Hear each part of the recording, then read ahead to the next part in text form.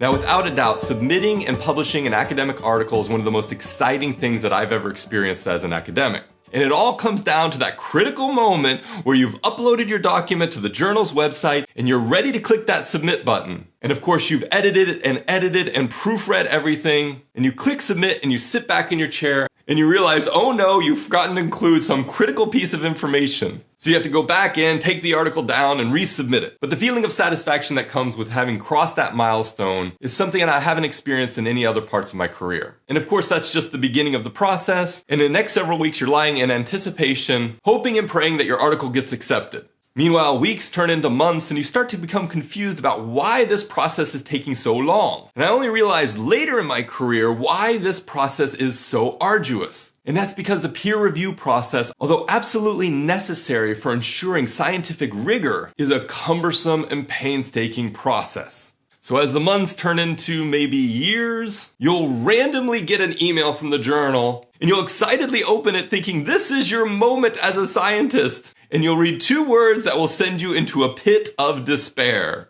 Major revisions. And this is almost worse than getting rejected outright. It's the peer review equivalent of saying you've missed the mark, but there is some hope.